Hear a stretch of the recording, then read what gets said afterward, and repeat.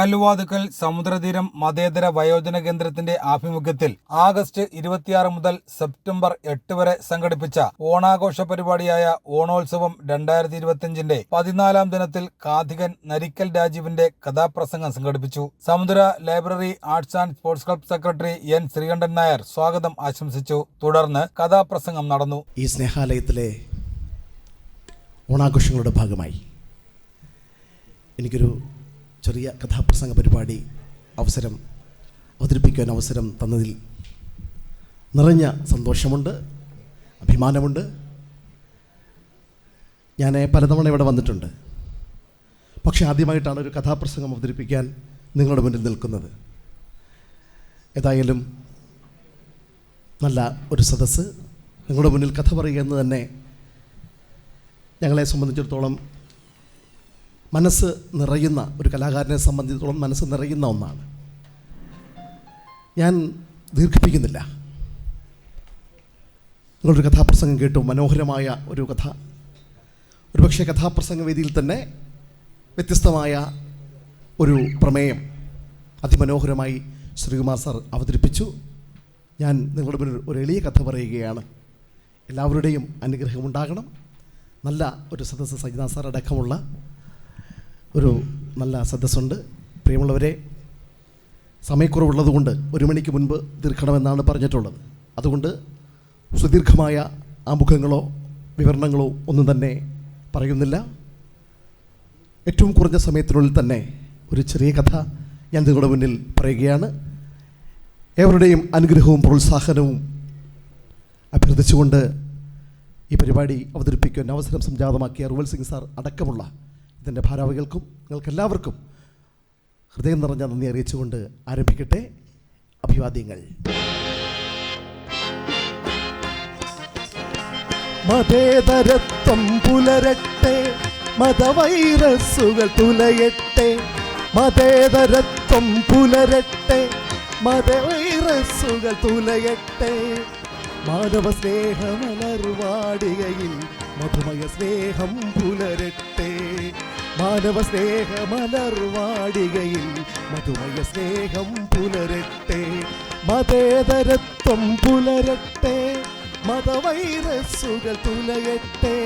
മതവൈറസുകൾ തുലയട്ടെ.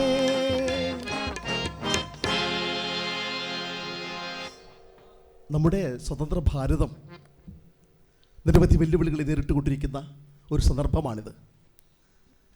നമുക്കറിയാം, വർഗീയ കലാപങ്ങളും ഭീകരവാദി ആക്രമണങ്ങളും ഒക്കെ നമ്മുടെ രാജ്യത്ത് നിത്യസംഭവങ്ങളായി മാറിക്കൊണ്ടിരിക്കുകയാണ്.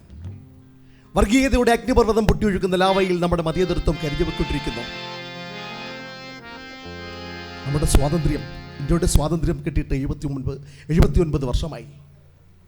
എത്രയോ ദേശാഭിമാനികളുടെ ഹൃദയരക്തം മണ്ണിൽ നനച്ചാണ് നമ്മൾ ആ സ്വാതന്ത്ര്യം നേടിയെടുത്തത്. എത്രയോ പേർ നമ്മുടെ സ്വാതന്ത്ര്യത്തിന് വേണ്ടി അവർ ദേശാഭിമാനികളായ ദേശസ്നേഹികൾ നമ്മുടെ സ്വാതന്ത്ര്യത്തിന് വേണ്ടി മുന്നോട്ട് വന്നു. ഭാരത മണ്ണിൽ പിടഞ്ഞു വീണു ധീരതയുള്ളൊരാ പോരാളികൾ. ഭാരത മണ്ണിൽ പിടഞ്ഞു വീണു ധീരതയുള്ളൊരാ പോരാളികൾ. ഭാരത സ്വാതന്ത്ര്യ പൊൻപുലരിക്കായി ആത്മാർപ്പണം ചെയ്തു ത്യാഗധീരർ. ഭാരത സ്വാതന്ത്ര്യ പൊൻപുലരിക്കായി ആത്മാർപ്പണം ചെയ്തു ത്യാഗധീരർ. ആത്മാർപ്പണം ചെയ്തു ത്യാഗധീരർ. തീവ്രവാദി ആക്രമണങ്ങൾ രാജ്യത്ത് പല ഭാഗങ്ങളിലും നടന്നുകൊണ്ടിരിക്കുന്നു. പ്രിയമുള്ളവരെ, ആ തീവ്രവാദി ആക്രമണങ്ങളുടെ പശ്ചാത്തലത്തിൽ ഒരു കഥ. ഈ കഥ ഞാനൊരു 15 വർഷം മുൻപ് കൈരളി TV യിൽ കഥ പറയുമ്പോൾ എന്ന റിയാലിറ്റി ഷോയിൽ ഒരു 10 മിനിറ്റ് ഞാൻ പറഞ്ഞതാണ്. ഒരു സംഭവകഥ, നമ്മുടെ ഈ കേരളത്തിൽ നടന്നൊരു സംഭവകഥയെ ആസ്പദമാക്കി ഞാൻ അവതരിപ്പിച്ചു. പിന്നീട് ഈ കഥ ഞാൻ വികസിപ്പിച്ചു. കാരണം സാമൂഹ്യ പ്രസക്തമായ ഒരു കഥയാണ്. തീവ്രവാദി ആക്രമണങ്ങളുടെ പശ്ചാത്തലത്തിൽ ഒരു കഥ ഞാൻ ആരംഭിക്കുന്നു.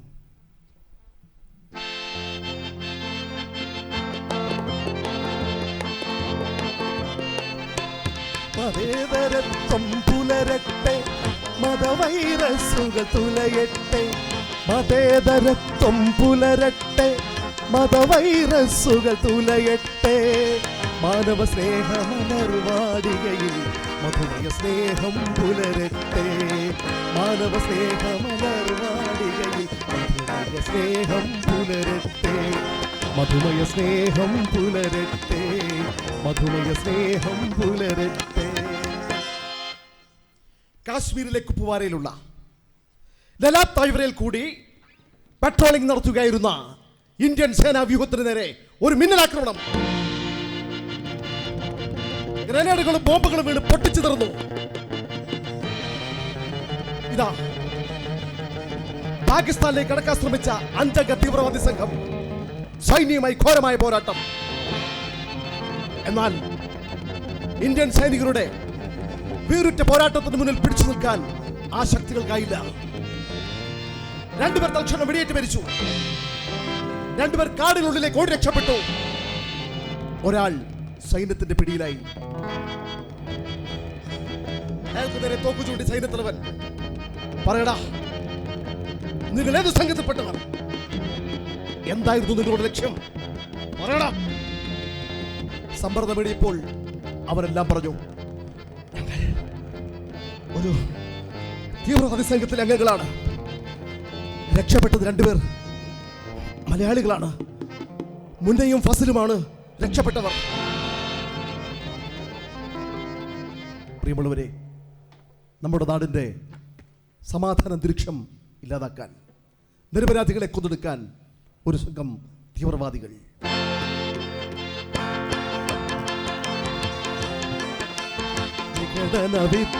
സകചിന്തകളിൽ വിരളി പിടിച്ചലയും ഒരു വൃന്ദം. സകചിന്തകളിൽ വിരളി പിടിച്ചലയും ഒരു വൃന്ദം. വിമല മനോഗതി പൂണ്ടൊരു ജനതയിൽ വിഷബീജത്തെ വളർത്തി നിത്യം. വിമല മനോഗതി പൂണ്ടൊരു ജനതയിൽ വിഷബീജത്തെ വളർത്തി നിത്യം. വിഷബീജത്തെ വളർത്തി നിത്യം. വിഷബീജത്തെ വളർത്തി നിത്യം. തീവ്രവാദി ആക്രമണങ്ങൾ നമുക്കറിയാം. ഏറ്റവും ഒടുവിൽ പഹൽഗാമിൽ നടന്ന ആക്രമണം, 26 മനുഷ്യ ജീവനുകളാണ് ആ ഭീകരാക്രമണത്തിൽ കൊല്ലപ്പെട്ടത്. ഞാൻ അവതരിപ്പിക്കുന്നു തീവ്രവാദി ആക്രമണങ്ങളുടെ പശ്ചാത്തലത്തിൽ ഒരു കഥ. പ്രിയമുള്ളവരെ, ദേശസ്നേഹി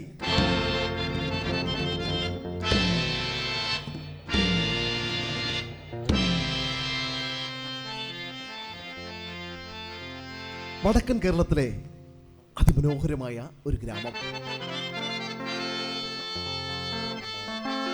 പുഴയും നെൽവയലുകളും മലനിരകളും ഒക്കെ നിറഞ്ഞ സമൃദ്ധസുന്ദരമായ ഒരു നാട്ടിൻപുറം. ആ കാണുന്ന ബംഗ്ലാവ് റഹീം സാഹിബിൻ്റെതാണ്. റഹീം സാഹിബ് ആ നാട്ടിലെ ധനാഢ്യനായ ഒരു ബിസിനസ്സുകാരൻ. വലിയ സമ്പന്നനാണെങ്കിലും അദ്ദേഹം പാവങ്ങളോട് കരുണയുള്ള സ്നേഹാർദ്രമായൊരു മനസ്സിന്റെ ഉടമയാണ് ഈ റഹീം സാഹിബ്. ആർക്കും ഏത് പാതിരാത്രിയിലും അദ്ദേഹത്തിന്റെ വീട്ടിൽ ചെല്ലാം. ജാതിയുടെ മതത്തിന്റെ പേരിൽ അദ്ദേഹം ആരെയും മാറ്റി നിർത്തിയിട്ടില്ല. അദ്ദേഹത്തിന് ഒരു മകളുണ്ട്, റസിയ, 20കാരി. റസിയയുടെ അമ്മ ചെറുപ്പത്തിലെ മരിച്ചു. റഹീം സാഹിബ് വേറെ വിവാഹം കഴിച്ചില്ല. മകളായിരുന്നു അയാൾക്കെല്ലാം. അവൾ പട്ടണത്തിലെ കോളേജിൽ പഠിക്കുകയാണ്. അല്ല, അവൾ കോളേജിൽ നിന്നും മടങ്ങി വരികയാണ്. നക്ഷത്രരത്നങ്ങൾ തിളങ്ങും രാവിൽ നവനീത പാർവണബിംബം. ഒരു നവനീത പാർവണബിംബം. നക്ഷത്രരത്നങ്ങൾ തിളങ്ങും രാവിൽ നവനീത പാർവണബിംബം. ഒരു നവനീത പാർവണബിംബം. അവളുടെ ചൊടികളിൽ നിന്നു പടർന്നു അവിടൊരു പെൺമലർഗന്ധം. അവളുടെ ചൊടികളിൽ നിന്നു പടർന്നു അവിടൊരു പെൺമലർഗന്ധം. നക്ഷത്രരത്നങ്ങൾ തിളങ്ങും രാവിൽ നവനീത പാർവണബിംബം, ഒരു നവനീത പാർവണബിംബം. കോളേജിൽ പഠിക്കുകയാണ്, സുന്ദരിയാണ്. ആ ഗ്രാമത്തിൻ്റെ പ്രിയപ്പെട്ടവളാണ് റസിയ. എല്ലാവർക്കും അവളൊരു പ്രത്യേക സ്നേഹമാണ്. കോളേജിൽ അവളുടെ പിന്നാലെ പലരും നടന്നു, പക്ഷേ അവളാർക്കും പിടികൊടുത്തില്ല. അവരുടെ നിരവധി പേർ മെസ്സേജുകളൊക്കെ അയച്ചു തുടങ്ങി കേട്ടോ. ഇപ്പം പിന്നെ അങ്ങനെ ചില സംവിധാനങ്ങളുണ്ടല്ലോ, ഈ സാമൂഹ്യ മാധ്യമങ്ങളൊക്കെ. പ്രണയിക്കാൻ ഇപ്പം എന്തൊക്കെ വഴികളാണ് അല്ലേ? പ്രണയവും പ്രണയാനന്തര ജീവിതവും അല്ലേ? നമുക്കറിയാം. ഇന്ന് കഴിച്ചോടാ? ഇല്ല. നീ ഉറങ്ങിയോടാ? ഇല്ലടാ. ഇത് കല്യാണം കഴിക്കുന്നതിന് മുമ്പ്. കല്യാണം കഴിച്ച് കഴിയുമ്പം മനുഷ്യ നിങ്ങൾ അടയ്ക്കുക. അപ്പം അതിനോട് പറയണോ? എനിക്ക് ഇഷ്ടമുള്ളപ്പോൾ വരും, നീ ആരടി? അത് ശരി, വന്നാലേ വാതിൽ ഞാനങ്ങ് അടയ്ക്കും കേട്ടോ, നിങ്ങൾ മുറ്റത്തോടെ തുറക്കേണ്ടി വരും ഞാൻ കേട്ടോ. ഇവിടെ നമ്മുടെ റസിയുടെ പിന്നാലെയും നിരവധി ആരാധകരായിരുന്നു. ആരാധകരുടെ ശ്രീകോവിലിൽ അവളൊരു ദേവതയായിരുന്നു. ആരാധകരുടെ ശ്രീകോവിലിൽ അവളൊരു ദേവതയായിരുന്നു. അനവധ്യ സുന്ദര തന്ത്രിയിലെ അപൂർവരാഗമായിരുന്നു. അനവധ്യ സുന്ദര തന്ത്രിയിലെ അപൂർവരാഗമായിരുന്നു. ആരാധകരുടെ ശ്രീകോവിലിൽ അവളൊരു ദേവതയായിരുന്നു. ഒരു ദിവസം രാവിലെ അവൾ കോളേജിൽ പോകാൻ തുടങ്ങുമ്പോൾ വാപ്പ വിളിച്ചു. മോളെ റസിയ. എന്താ വാപ്പ? മോളെ, ഇന്നലെ നമ്മൾ കോഴിക്കോട്ട് പോയപ്പോൾ നമ്മുടെ അബ്ദുൾ റഹ്മാനെ കണ്ട്. ഓൻ എന്നോടൊരു കാര്യം പറഞ്ഞു, അന്റെ നിക്കാഹിന്റെ കാര്യം. എന്താ വാപ്പ? മോളെ, ഓന്റെ പരിചയത്തിലെ ഒരു നല്ല പയ്യൻ, ദുബായ്ക്കാരനാ, മിടുക്കനാ. മൊബൈലില് ഫോട്ടോയും കാണിച്ചു. സുന്ദരൻ, അനക്ക് ചേരും. വാപ്പ, എനിക്കിപ്പോ കല്യാണം വേണ്ട വാപ്പ. എന്താ മോളെ, നിക്കാഹിന്റെ കാര്യം പറഞ്ഞപ്പോഴൊക്കെ എനക്ക് ഒരു ഒഴിഞ്ഞു മാറല്. എന്റെ പഠിത്തം കഴിഞ്ഞിട്ട് മതി. നിക്കാഹ് കഴിഞ്ഞാലും അനക്ക് പഠിക്കാം. അവർ വലിയ പുരോഗമനവാദികളാകട്ടാ. അതല്ല വാപ്പ, എനിക്കിപ്പോ നിക്കാഹ് വേണ്ട. അന്റെ മനസ്സിലാരെങ്കിലും ഉണ്ടാ? ഇല്ല വാപ്പ, ആരുമില്ല. ശരി, എന്തായാലും ഇക്കൊല്ലത്തിന്റെ പഠിത്തം കഴിഞ്ഞ ഉടൻ അന്റെ നിക്കാഹ് നമ്മൾ നടത്തും കേട്ടാ. അവിടെ ഇറങ്ങി നടന്നു. അവൾ ബാപ്പയോട് കള്ളമാണ് പറഞ്ഞത്. അവളുടെ മനസ്സിൽ ഒരാളുണ്ട്. കുട്ടിക്കാലം മുതൽ അവൾ പ്രണയിക്കുന്ന ഒരാൾ. അതാർക്കും അറിയില്ല, തൊട്ടടുത്ത കൂട്ടുകാരിക്ക് പോലും അറിയില്ല. അടുത്ത ദിവസം രാവിലെ റസിയ ടിവിയിലെ ഒരു വാർത്ത ശ്രദ്ധിച്ചു. നമസ്കാരം, പ്രധാന വാർത്തകൾ. കാശ്മീരിൽ വീണ്ടും തീവ്രവാദി ആക്രമണം. കാശ്മീരിൽ തീവ്രവാദികളും സൈനികരും തമ്മിൽ ഏറ്റുമുട്ടി. പിടിയിലായ തീവ്രവാദിയിൽ നിന്നും ഞെട്ടിപ്പിക്കുന്ന വാർത്തയാണ് നമുക്ക് ലഭിച്ചിരിക്കുന്നത്. രക്ഷപ്പെട്ട 2 പേർ മലയാളികളാണ് എന്നുള്ള വാർത്തയാണത്. രക്ഷപ്പെട്ടത് മുന്നയും ഫസലുമാണ് രക്ഷപ്പെട്ട മലയാളികൾ. അവരുടെ ഫോട്ടോ ആ TV സ്ക്രീനിൽ തെളിഞ്ഞു. അതിലൊരാൾ മുന്ന.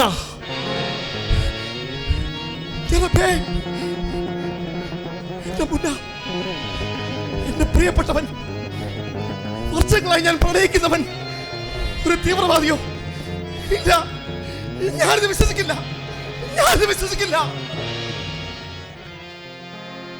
പൊട്ടിക്കരഞ്ഞുകൊണ്ട് അവൾ തന്റെ മുറിയിലേക്ക് പോയി. ആ കിടക്കയിൽ കിടന്ന് അവൾ പൊട്ടി കരയുന്നു. എന്റെ പ്രിയപ്പെട്ടവൻ ഒരു തീവ്രവാദിയോ? വിശ്വസിക്കില്ല. ഉൾക്കടശോകനീമഗ്നയായി ഉൾത്തടമാകെ പ്രക്ഷുബ്ധമായി ഉൾക്കടശോകനീമഗ്നയായി ഉൾത്തടമാകെ പ്രക്ഷുബ്ധമായി നിന്നവൾ തേങ്ങും മിഴി തുടയ്ക്കും പിന്നെ നിർനിമേഷം ദൂരെ നോക്കി നിൽക്കും നിന്നവൾ തേങ്ങും മിഴി തുടയ്ക്കും പിന്നെ നിർനിമേഷം ദൂരെ നോക്കി നിൽക്കും നിർനിമേഷം ദൂരെ നോക്കി നിൽക്കും. അടുത്ത ദിവസം രാവിലെ ആ വീടിന് മുന്നിൽ ഒരു പോലീസ് ജീപ്പ് വന്നു നിന്നു. ഇൻസ്പെക്ടറും 2 പോലീസുകാരും പുറത്തേക്ക് ഇറങ്ങി. റഹീം സാഹിബ് ഇറങ്ങി ചെന്നു. അല്ല, ഇതാരൊക്കെയാണ്? എന്താണ് സാറന്മാരെ പതിവിൽ അടി ബൈക്കൊക്കെ? റസിയ സാഹിബിന്റെ മകളാണല്ലേ? അതെ, നമ്മുടെ മുന്നാരമോള്. എന്താ സാർ കാര്യം? ഞങ്ങൾക്ക് റസിയോട് ചില കാര്യങ്ങൾ ചോദിക്കാനുണ്ട്. റസിയ ഒന്ന് വിളിക്കണോ? എന്താ വിളിക്കാമല്ലോ. മോളെ റസിയ, ഇങ്ങോട്ട് വന്നേ. റസിയ ഇറങ്ങി വന്നു. കരഞ്ഞു കലങ്ങിയ കണ്ണുകൾ. എന്താ മോളെ, എന്താ എന്റെ മുഖം വല്ലാണ്ടിരിക്കണേ? ഇന്ന് കോളേജിലൊന്നും പോട്ടെ? ഈ സാറന്മാർക്ക് എന്തോ ചോദിക്കണമെന്ന്. സാറന്മാരെ ചോദിക്കും. ഒരു ഫോട്ടോ ഇൻസ്പെക്ടർ റസിയുടെ നേരെ നീട്ടി. റസിയയ്ക്ക് ഈ ഫോട്ടോ കാണുന്ന ആളിനെ അറിയാമോ? അവൾ ആ ഫോട്ടോയിലേക്ക് സൂക്ഷിച്ചു നോക്കി. അറിയാം സാർ, എനിക്കും പാപ്പയ്ക്കും ഒക്കെ അറിയാം. ഇത് മുന്നയാണ് സാർ. അതെ, മുന്ന. ഈ മുന്ന ഇപ്പോൾ എവിടെയുണ്ട്? അത് സാർ എനിക്കറിയില്ല. കള്ളം പറയരുത്, സത്യമാണ് സാർ. ഈ മുന്ന റസിയയുടെ ഫോണിലേക്ക് നിരന്തരം വിളിക്കാറുണ്ടല്ലേ? അത് എന്താ മോളെ, ആ രാജ്യദ്രോഹികളെ വിളിക്കാറുണ്ടാ? ഉണ്ട്, വിളിക്കാറുണ്ട്. സാഹിബ് ക്ഷമിക്കണം, റസിയ ഞങ്ങൾക്ക് വിശദമായി ചോദ്യം ചെയ്യണം. റസിയ ജീപ്പിൽ കയറണം. അയ്യോ മോളെ, എന്റെ മോള് തെറ്റ് ചെയ്തിട്ടില്ല. പറയുന്നതനുസരിക്കണം. ജീപ്പിലേക്ക് കയറണം. റസിയ ഒന്നും മിണ്ടാതെ ആ ജീപ്പിലേക്ക് കയറി. ആ ജീപ്പ് അതിവേഗം മുന്നോട്ട് നീങ്ങി. അയ്യോ, എന്റെ മോളെ കൊണ്ടുപോകരുത്. ഓള് നിരപരാധിയാ. അയ്യോ, സ്നേഹനിധിയായ പിതാവ് അവിടെ തളർന്നു വീണു.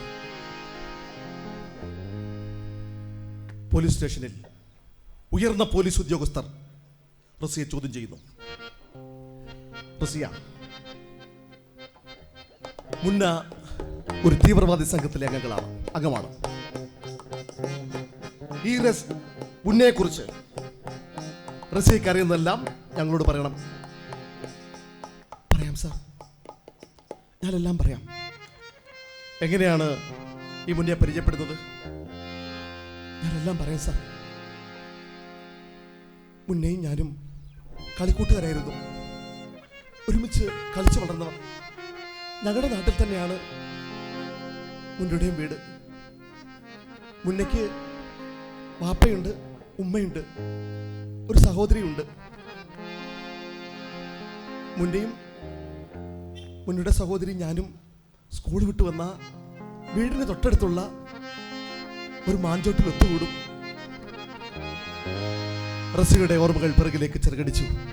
അവരുടെ സന്തോഷപ്രദമായ ആ കുട്ടിക്കാലം.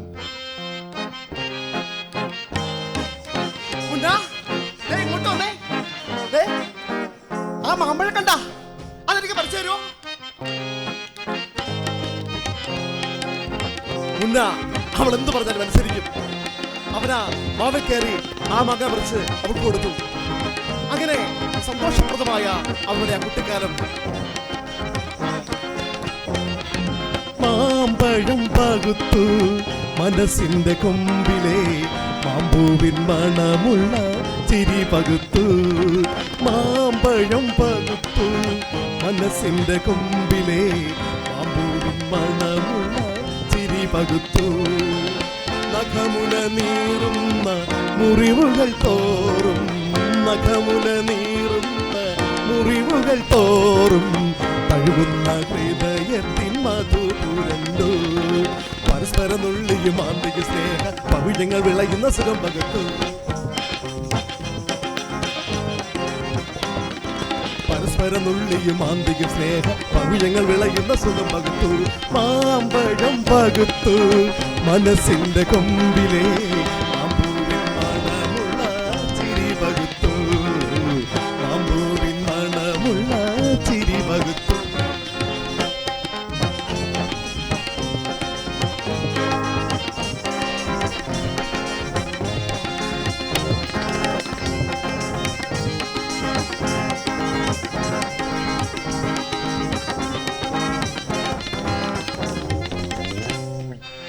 മുന്നയുടെ വാപ്പ കുഞ്ഞാലി പട്ടണത്തിലെ ഒരു ചുമട്ട് തൊഴിലാളിയാണ്.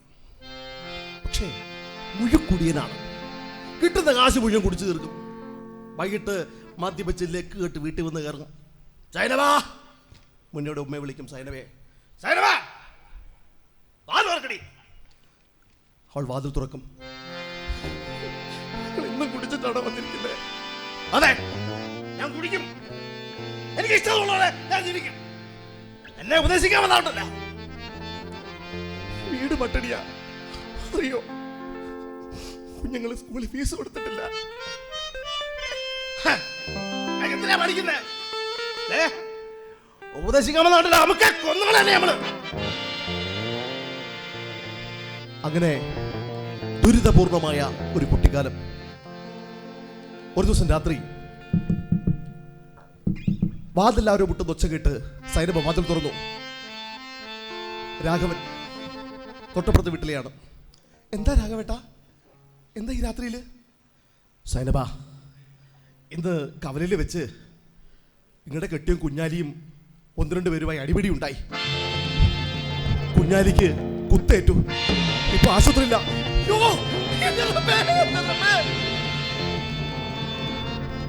രാഘവൻ കൊണ്ടുവന്ന് ഓട്ടോയിൽ കയറി സൈനബി മക്കളും അതാ ആശുപത്രിയിലേക്ക് പാഞ്ഞു പോന്നു. ആശുപത്രി മോർച്ചറിയുടെ മുമ്പിൽ അവർ എത്തിച്ചേർന്നു.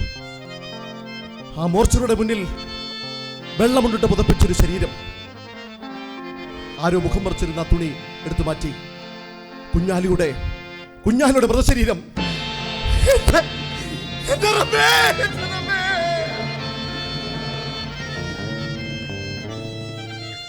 സൈനബയുടെയും കുഞ്ഞുങ്ങളുടെയും ഉച്ചത്തിലുള്ള നിലവിളി ആശുപത്രിയുടെ നിശാനിദ്ര ഭഞ്ജിച്ചു. ചോര തെളിച്ചു പടർന്നൊരു ദേഹം ചേതനയറ്റു കിടന്നു. ചോര തെറിച്ചു പടർന്നൊരു ദേഹം ചേതനയറ്റു കിടന്നു. കിടാങ്ങളെ പുൽകി നെഞ്ചു തകർന്നു കരഞ്ഞു. പിഞ്ചു കിടാങ്ങളെ പുൽകി നെഞ്ചു തകർന്നു കരഞ്ഞു. നെഞ്ചു തകർന്നു കരഞ്ഞു.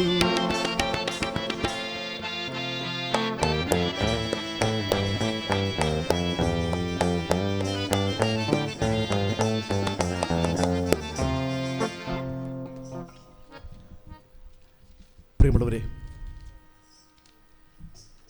കുഞ്ഞാലിയുടെ മരണത്തോടെ ആ കുടുംബത്തിൻ്റെ ജീവിതം ദുരിതപൂർണമായി. ഒരു ദിവസം റഹീം സാഹിബും മകൾ റസിയും അവിടെ എത്തിച്ചേർന്നു. സൈനബ, എന്താ ഇത്? ഇങ്ങനെ കരഞ്ഞുകൊണ്ടിരുന്നാ മതിയാ? ഈ കുട്ടികളെ പോറ്റണ്ടയാ, അവരെ പഠിപ്പിക്കണ്ടയാ? ഒരു കാര്യം ചെയ്യും, നാളെ മുതൽ നിന്റെ ഫാക്ടറിയിൽ ജോലിക്ക് പോന്നോളൂ. പിന്നെ കുട്ടികളെ നാളെ മുതൽ സ്കൂളിൽ അയക്കണം. ഈ മുന്നേ മുംതാസും ഇല്ലാത്തതുകൊണ്ട് റസിക്ക് സ്കൂളിൽ പോകാൻ ഒരു സാറുമില്ല. പ്രിയമുള്ളവരെ, അന്ന് മുതൽ സൈനബ ജോലിക്ക് പോയി തുടങ്ങി. റഹീം സാഹിബിന്റെ ഫാക്ടറിയിൽ വീണ്ടും ആ വീട്ടിലേക്ക് സമാധാനവും സന്തോഷവും കടന്നു വരികയാണ്. അവരുടെ പ്രതീക്ഷ മുഴുവൻ മകൻ മുന്നയിലായിരുന്നു. പുഞ്ചിരിയാ പൊതിഞ്ഞു വെച്ചു നെഞ്ചിൽ പിടയ്ക്കുന്ന തീപ്പൊരികൾ. പുഞ്ചിരിയാ പൊതിഞ്ഞു വച്ചു നെഞ്ചിൽ പിടയ്ക്കുന്ന തീപ്പൊരികൾ. അന്നൊക്കെ അമ്മതൻ കോമൽ പ്രതീക്ഷയിൽ ആരോമൽ പൈതലിലായിരുന്നു. അന്നൊക്കെ അമ്മതൻ കോമൽ പ്രതീക്ഷയിൽ ആരോമൽ പൈതലിലായിരുന്നു.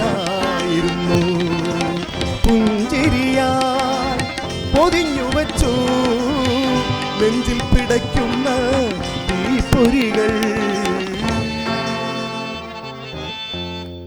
പക്ഷെ ആ സന്തോഷം അധികാലം നീണ്ടുന്നില്ല. ഒരു ദിവസം മുന്നയും മുംതാസും സ്കൂൾ വിട്ട് വരുമ്പോ സൈനബതെ കട്ടിൽ കിടക്കുന്നു, തീരെ വയ്യ. ഉമ്മാ, എന്തു പറ്റി ഉമ്മാ? തീരെ വയ്യ മോനെ, ചുമ്മയും ശ്വാസം മുട്ടലും. ഉമ്മാ, വാ, നമുക്ക് ആശുപത്രിയിൽ പോകാം. വേണ്ട മോനെ, ഞാൻ മരുന്ന് കഴിച്ചു മാറിക്കൊള്ളും. പക്ഷേ അസുഖം കൂടി. റഹീം സാഹിബിന്റെ നിർദ്ദേശത്തോടെ പട്ടണത്തിൽ ഒരു വലിയ ആശുപത്രിയിൽ പോയി ഒരു ഡോക്ടറെ കണ്ടു. ഡോക്ടർ പറഞ്ഞു, സൈനബ, നിങ്ങളുടെ ആരോഗ്യസ്ഥിതി തീരെ മോശമാണ്, നിങ്ങൾക്കിനി ജോലിക്ക് പോകാൻ കഴിയില്ല. ആ കുടുംബം വീണ്ടും വീണ്ടും പട്ടിണിയിലേക്ക് വഴുതി വീഴുകയാണ്. ഉമ്മ, സാരമില്ല ഉമ്മ, ഞാനി പഠിക്കാൻ പോകുന്നില്ല, എന്തെങ്കിലും ജോലിക്ക് പോവാ. വേണ്ട പോലെ, നീ 10ാം ക്ലാസ് അല്ലേ, പഠിക്കണം. ഉമ്മ എങ്ങനെയെങ്കിലും നിങ്ങളെ വളർത്താം. അല്ലുമ്മ, സാരമില്ല, പട്ടണത്തില് സെയ്താലിക്കയുടെ കടയല്ലേ, ഞാൻ അവിടെ ജോലിക്ക് പോവാ. അങ്ങനെ അടുത്ത ദിവസം മുതൽ അവൻ പഠനം അവസാനിപ്പിച്ച് പട്ടണത്തിൽ സെയ്താലിക്കയുടെ കടയിൽ ഒരു ജോലിക്കാരനെ കയറി. ഒരു വലിയ പച്ചക്കറി കടയാണ്, അവിടുത്തെ സെയിൽസ്മാനായി മുന്ന കയറി. വർഷങ്ങൾ കടന്നുപോയി. മുന്നയും റസിയും വളർന്നു. റസി ഇപ്പോൾ പട്ടണത്തിലെ കോളേജിൽ പഠിക്കുകയാണ്. അവൾ അതീവ സുന്ദരിയായിരിക്കുന്നു, ഏതോ അറബിക്കഥയിൽ ഇറങ്ങി വന്ന ഹൂറിയെ പോലെ.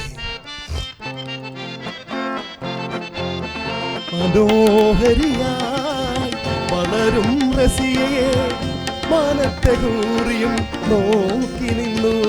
മനോഹരിയായി വളരും റസിയെ മാനത്തെ ഹൂറിയും നോക്കി നിന്നു.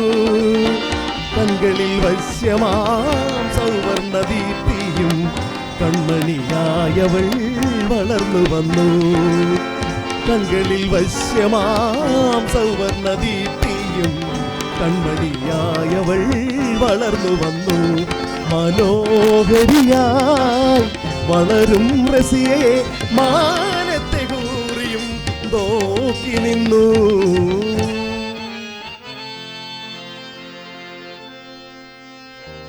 അവൾ രാവിലെയും വൈകിട്ടും മുന്നേ കാണാറുണ്ട്. കോളേജിൽ പോകുമ്പോൾ പച്ചക്കറി കടയിൽ ജോലി ചെയ്യുന്ന മുന്നയെ അവളിങ്ങനെ നോക്കി നിൽക്കും, ചിരിക്കും, അവനും ചിരിക്കും. ഒരാൾക്ക് സഹതാപം കലർന്ന ചിരി, മറ്റൊരാൾക്ക് സങ്കടം കലർന്ന ചിരി. നാളുകൾ കഴിഞ്ഞപ്പോ അവളുടെ മനസ്സിൽ ആ സഹതാപം സ്നേഹമായി വളർന്നു. സഹതാപരൂപത്തിൽ മുട്ടിട്ട കൗതുകം അറിയാതെ പ്രണയമായി നിറം പകർന്നു.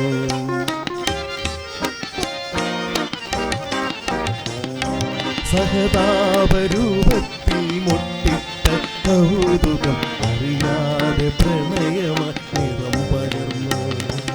അനുദിനം തങ്ങളിൽ കാണാൻ കഴിഞ്ഞപ്പോൾ ദൃഢമാം അനുരാഗമായി വളർന്നു. അനുദിനം തങ്ങളിൽ കാണാൻ കഴിഞ്ഞപ്പോൾ ദൃഢമാം അനുരാഗമായി വളർന്നു. സഹതാപരൂപത്തിൽ മുട്ടിട്ട കൗതുകം അറിയാതെ പ്രണയമായി നിറം പകർന്നു. പക്ഷേ അവളുടെ മനസ്സിൽ സ്നേഹം ഇതുവരെ തുറന്നു പറഞ്ഞിട്ടില്ല. എന്റെ ഇഷ്ടം മുന്നോട്ട് പറയണം എനിക്ക്. ഒരു ദിവസം അവൻ വരുന്ന വഴിയരികിൽ അവൾ കാത്തു നിന്നു. ആഹാ, എന്താ റസിയ, ആരെ കാത്തു നിൽക്കുക? ഞാൻ മുന്നേ കാത്തു നിന്നതാ. എന്താ റസിയ? മുന്ന, എനിക്ക് മുന്നോട് വളരെ ഗൗരവമായൊരു കാര്യം പറയാനുണ്ട്. എന്താ പറഞ്ഞോ? അത് എങ്ങനെ പറയണമെന്ന് എനിക്കറിയില്ല. എന്താ ഒരു സ്റ്റാർട്ടിൻ്റെ അവള്? പറഞ്ഞോ പറഞ്ഞോ റസിയ, പറഞ്ഞോ, എന്തായാലും പറഞ്ഞോ. എനിക്ക് മുന്നേ ഇഷ്ടമാണ്. എൻ്റെ ജീവനേക്കാളേറെ ഇഷ്ടമാണ്. അവൻ്റെ മുഖത്തൊരു പ്രകാശം വരുന്നു. അവൻ കേൾക്കാൻ കൊതിച്ച വാക്കുകൾ. റസിയ, നിങ്ങളൊക്കെ വലിയ ആൾക്കാരാ. എൻ്റെ വാപ്പ അറിഞ്ഞ വാപ്പ എൻ്റെ ഇഷ്ടത്തിന് എതിര് നിൽക്കില്ല. സമയമാകുമ്പോൾ ഞാൻ വാപ്പയോട് പറയാം.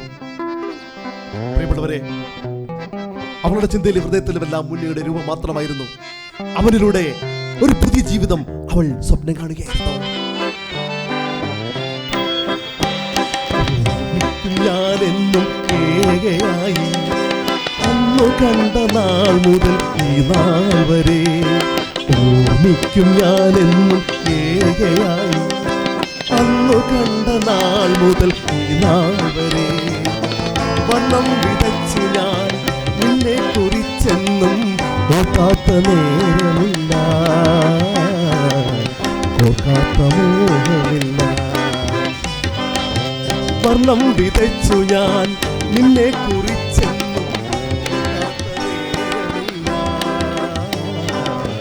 ഓർക്കാത്ത മോഹമില്ല. സ്വപ്നങ്ങൾ കാണാത്ത രാത്രിയില്ല, സ്വപ്നത്തിൽ നീയല്ലാതാരുമില്ല. സ്വപ്നങ്ങൾ കാണാത്ത രാത്രിയില്ല, സ്വപ്നത്തിൽ നീയല്ലാതാരുമില്ല.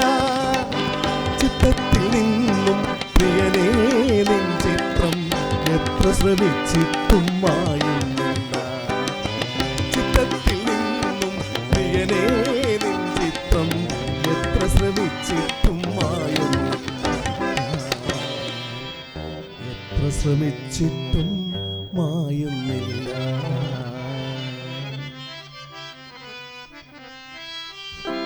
അങ്ങനെ അവരുടെ ആ സ്നേഹബന്ധം ആരോരും അറിയാതെ, ആ ഗ്രാമത്തിൽ ആരോരും അറിയാതെ ആ സ്നേഹബന്ധം വളർന്നു വന്നു. മുന്നയ്ക്ക് ഇപ്പോൾ ഒരു പുതിയ സുഹൃത്തിനെ കിട്ടി, ഫസൽ. ആളിച്ചിരി കുഴപ്പക്കാരനാണെന്ന് പറഞ്ഞ അടിപിടി, അല്പസ്വല്പം കൊട്ടേഷൻ, മോഷണം. 6 മാസമായി ജയിലിലായിരുന്നു. ഈ സെയ്തേലക്കാരൊരു ബന്ധുവാണ് ഈ ഫസൽ. കൂടെ കടയിൽ വരും. അങ്ങനെ മുന്നേയുമായി പരിചയത്തിലായി. ആ സൗഹൃദം അങ്ങനെ വളർന്നു. ഒരു ദിവസം ഈ ഫസൽ മുന്നോട് പറയുന്നു, ഡാ ഇങ്ങനൊക്കെ നടന്നാ മതിയോടാ, ഇങ്ങനൊക്കെ ജീവിച്ചാ മതിയോ? പിന്നെ എങ്ങനെ ജീവിക്കണം? എടാ, നന്നായി ജീവിക്കണമെങ്കിൽ കാശ് വേണം. ഇപ്പൊ ഞാൻ അധ്വാനിക്കുന്നുണ്ടല്ലോ, അതുപോലെ. അയ്യോ, അധ്വാനിക്കുന്നുണ്ട്. എടാ, ഇവിടുന്ന് കിട്ടുന്ന നക്കാപ്പിച്ചുകൊണ്ട് എന്തോ ചെയ്യാനാടാ? നിനക്ക് പണം ഉണ്ടാക്കണോ? പണം ഉണ്ടാക്കേണ്ട വഴിയുണ്ടാ, ഞാൻ പറയാം.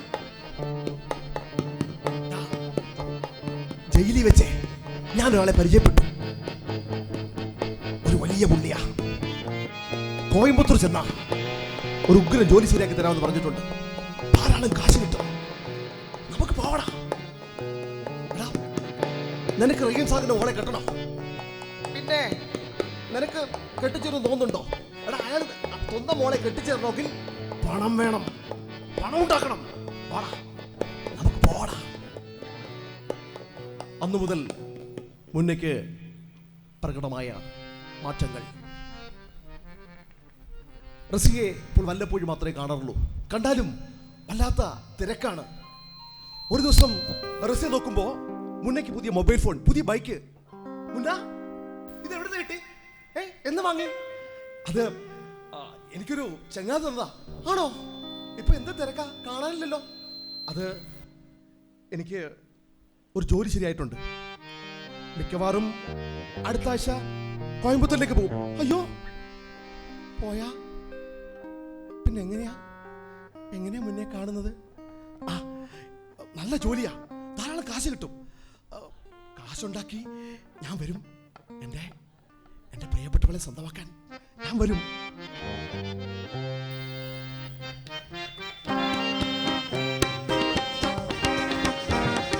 നീ കാത്തിരിക്കണം, ഞാൻ വരും. മുത്തേ തേങ്കനിയേ കരളേ, കൽവിന്റെ കുളിരാണു നീ. മുത്തേ തേങ്കനിയേ കരളേ, കൽവിന്റെ കുളിരാണു നീ. സുബർക്കമെടുത്തെന്റെ കയ്യിൽ തന്നാലും, സുബർക്കമെടുത്തെന്റെ കയ്യിൽ തന്നാലും ആർക്കും കൊടുക്കില്ല ഞാൻ നിന്നെ, ആർക്കും കൊടുക്കില്ല ഞാൻ നിന്നെ. മുത്തേ തേങ്കനിയേ കരളേ, കൽവിന്റെ കുളിരാണു നീ. പിന്നെ കൽവിന്റെ കുളിര് കാണുമ്പോൾ ഉള്ള സ്നേഹമേ ഉള്ളൂ, പണ്ടത്തെ പോലല്ല. മുന്നേക്ക് എന്തോ മാറ്റമുണ്ട്. ഇപ്പോൾ ഉള്ള കൂട്ടുകെട്ടൊന്നും അത്ര ശരിയല്ല. എന്തോ എനിക്കെന്തോ പേടിയാവുന്നു. പേടിക്കണ്ട, ഒന്നുകൊണ്ട് പേടിക്കണ്ട. നമുക്ക് ജീവിക്കാൻ പണം വേണ്ടേ? ആണോ? എന്തോ എനിക്കെന്തോ ഭയമാകുന്നു മുന്ന, ഭയമാകുന്നു. മുന്നയുടെ മാറ്റം അവൻ്റെ ഉമ്മയും ശ്രദ്ധിച്ചു. എന്തൊക്കെയോ ഗൂഢാലോചനകൾ. രാത്രിയിൽ വൈകി വരും, ചിലപ്പോ ചില കൂട്ടുകാർ കാണും. അവർ തമ്മിൽ എന്തൊക്കെയോ ഗൂഢാലോചനകൾ, അതൊക്കെ പിടിച്ച സംസാരങ്ങൾ. ഉമ്മ ചോദിച്ചു, മോനെ ആരാണ് ഇവരൊക്കെ? നിങ്ങളിപ്പോ അറിയണ്ട, വിഘടനവിധ്വംസകചിന്തകളിൽ വിരളി പിടിച്ചലയുന്നൊരു വൃന്ദം. വിഘടനവിധ്വംസകചിന്തകളിൽ വിരളി പിടിച്ചലയുന്നൊരു വൃന്ദം. വിമല മനോഗതി പൂണ്ടൊരു ജനതയിൽ വിഷബീജത്തെ വളർത്തി നിത്യം. വിമല മനോഗതി പൂണ്ടൊരു ജനതയിൽ വിഷബീജത്തെ വളർത്തി നിത്യം. വിഷബീജത്തെ വളർത്തി നിത്യം. വിഷബീജത്തെ വളർത്തി നിത്യം. ഒരു ദിവസം രാത്രിയിൽ അവൻ ധൃതിയിൽ വീട്ടിലേക്ക് വന്നു. വസ്ത്രങ്ങളെല്ലാം ബാഗിൽ കുത്തി നിറച്ചു. മോനെ നീ എവിടേക്കാ പോണേ? അത് ഞാനും ഫസലും പോവാ കോയമ്പത്തൂർക്ക്. അവിടെ ഒരു ജോലി ശരിയായിട്ടുണ്ട്, ഇന്ന് പോണം. മോനെ നീ പോയാ ഞാനും മുംതാസ് തനിച്ചല്ലേ ഉള്ളൂ. അല്ല, എനിക്ക് പോയേ പറ്റൂ, ഞാൻ പോവും. അവൻ ബാഗുമെടുത്ത് മുറ്റത്തേക്ക് ഇറങ്ങി. മോനെ നിക്കടാ, ഉമ്മ പറയാനൊന്ന് കേക്കടാ. ആ ഉമ്മയുടെ വാക്കുകൾ അവൻ കേട്ടില്ല. അവൻ ഇരുട്ടിലേക്ക് നടന്നു പറഞ്ഞു. പിന്നീട് മുന്നേ കുറിച്ച് യാതൊരു വിവരവുമില്ല. റസിയ വല്ലപ്പോഴും വീട്ടിൽ വരും. ഉമ്മ ഉന്നെ വിളിക്കാറുണ്ടോ? ഇല്ല മോളെ, വിളിക്കാറില്ല. അന്നെ വിളിക്കാറുണ്ടോ? ഇല്ല, എന്നെ വിളിക്കാറില്ല. മറ്റൊരു ദിവസം റസിയ വന്നത് വലിയ സന്തോഷത്തോടെയാണ്. ഉമ്മ മുന്നേ വിളിച്ചു, രാത്രിയിലെ വിളിച്ചു. ഓൻ ഹൈദരാബാദിലുണ്ട്, ഖുർആൻ പഠിക്കുക.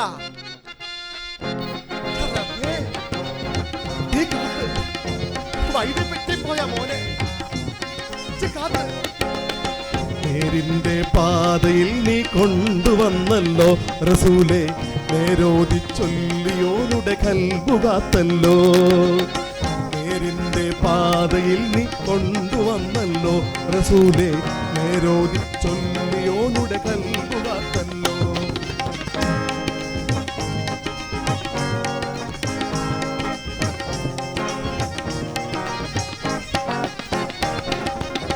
നേരിന്റെ പാതയിൽ നീ കൊണ്ടുവന്നല്ലോ റസൂലേ, നേരോതി ചൊല്ലിയോനുടെ കൽബുകാത്തല്ലോ. നേരും നേറിയുമോനിൽ വിളങ്ങി നിൽക്കട്ടെ എന്നും, നേരുള്ളൊരു ദുനിയാമോനുടെ കൽബിലെത്തട്ടെ. നേരും നേറിയുമോനിൽ വിളങ്ങി നിൽക്കട്ടെ എന്നും, നേരുള്ളൊരു ദുനിയാമോനുടെ കൽബിലെത്തട്ടെ എന്നും, നേരുള്ളൊരു ദുനിയാവോളുടെ കൽബിലെത്തട്ടെ. നേരുള്ളൊരു ദുനിയാവോളുടെ കൽബിലെത്തട്ടെ.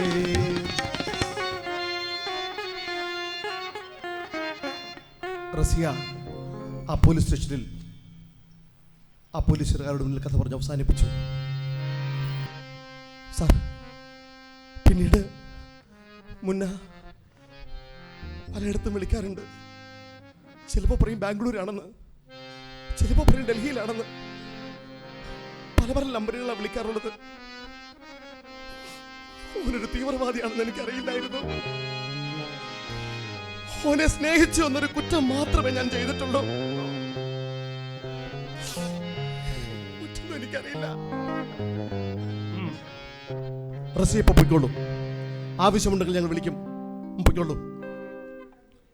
മുന്നയുടെ ഉമ്മയെയും പോലീസുകാർ വിളിപ്പിച്ചു.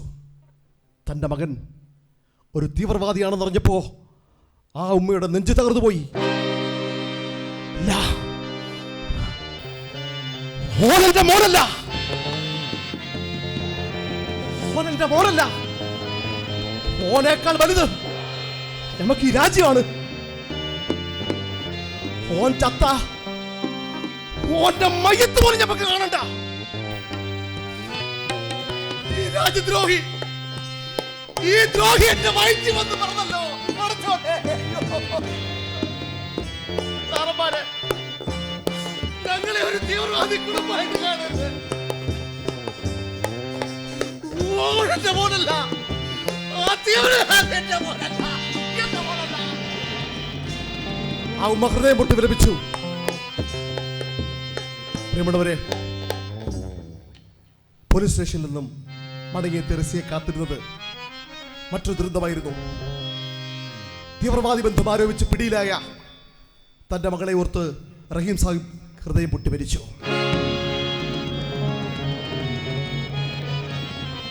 ഇന്ന് വീട്ടിൽ ഒറ്റയ്ക്ക് താമസിക്കുന്നു.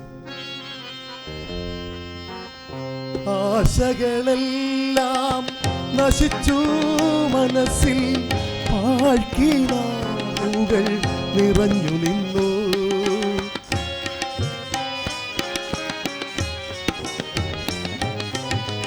ആശകളെല്ലാം നശിച്ചു മനസ്സിൽ, പാഴ്ക്കിനാവുകൾ നിറഞ്ഞു നിന്നു. ആശ്രയമില്ലിനി ജീവിതത്തിൽ, അഭയമരുളുവാൻ ആരുമില്ല. ആശ്രയമില്ലിനി ജീവിതത്തിൽ, അഭയമരുളുവാൻ ആരുമില്ല.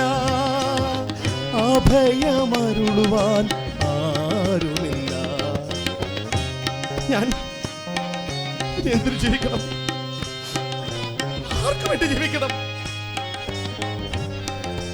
എല്ലാമായ വാപ്പ പോയി. ജീവനേക്കാളേറെ സ്നേഹിച്ചവൻ ഒരു തീവ്രവാദി. എന്തിനു ജീവിക്കണം? റസി എന്തോ തീരുമാനിച്ചുറച്ചു. എനിക്ക് മരിക്കണം, എനിക്ക് മരിക്കണം. അവൾ ആപ്പിൾ മുറിക്കുന്ന കത്ത് കയ്യിലെടുത്തു. ഇടത് കൈത്തണ്ടിലേക്ക് ചേർത്ത് വെച്ചു.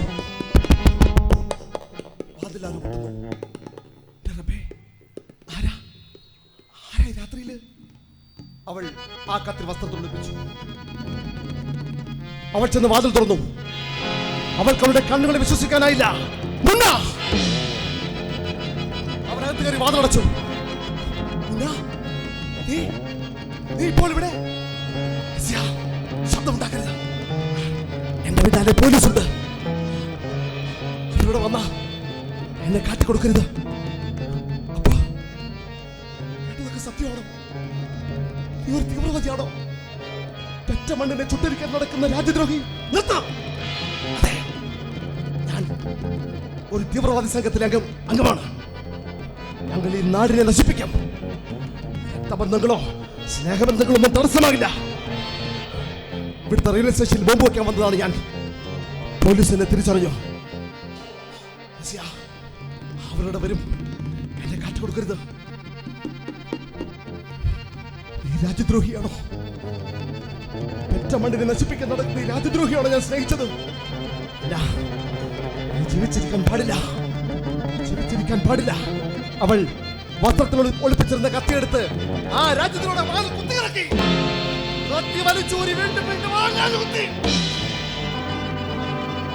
മുന്നേ അതാ നിലത്ത് വീണ് കിടന്ന് പിടയ്ക്കുന്നു.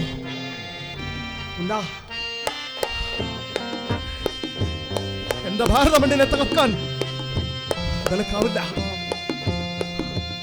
നൂറുകണക്കിന് ദേശാഭിമാനികൾ നേടിത്തന്നതാണ് ഈ സ്വാതന്ത്ര്യം. നിന്നെപ്പോലുള്ള മതഭ്രാന്തന്മാർക്ക് ഈ മണ്ണിൽ സ്ഥാനമില്ല, ഈ മണ്ണിൽ സ്ഥാനമില്ല.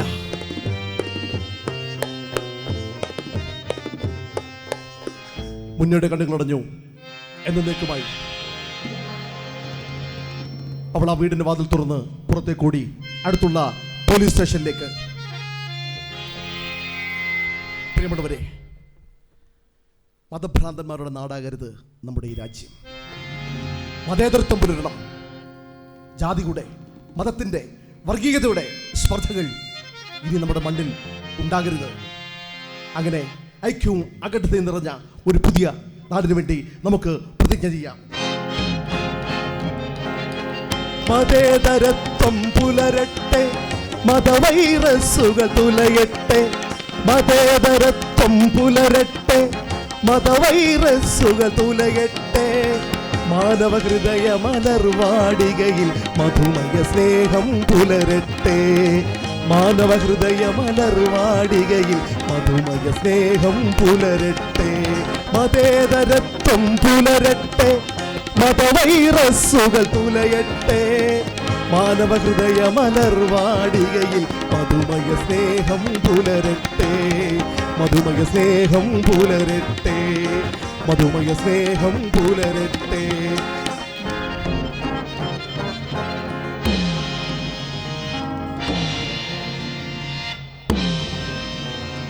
ദേശസ്നേഹി എന്ന കഥ ഇങ്ങനെ അവസാനിക്കുന്നു. അഭിവാദ്യങ്ങൾ. പ്രിയമുള്ളവരെ, സ്നേഹിതരെ, ഈ മഹനീയമായ വേദിയിൽ ഒരു കഥ പറയാൻ അവസരം സംജാതമാക്കിയ എല്ലാവർക്കും, പ്രിയപ്പെട്ട അർവൽ സിംഗ് സാർ അടക്കം എല്ലാവർക്കും ഒരുപാട് നന്ദി. അതോടൊപ്പം തന്നെ ഈ കഥ കേട്ടുകൊണ്ടിരുന്ന എൻ്റെ പ്രിയപ്പെട്ട അച്ഛനമ്മമാർക്കും സഹോദരങ്ങൾക്കും എൻ്റെ എല്ലാ മിത്രങ്ങൾക്കും 1000 നന്ദി അറിയിക്കുന്നു. ഈ വേദിയിൽ ഞങ്ങളോടൊപ്പം പ്രവർത്തിച്ചത് harmonium Rajeev Kotra, tabla Shravan, guitar Shyam Sundar and timing Vinod Lal Pallimon. എല്ലാവർക്കും ഒരിക്കൽ കൂടി നന്ദി, നമസ്കാരം.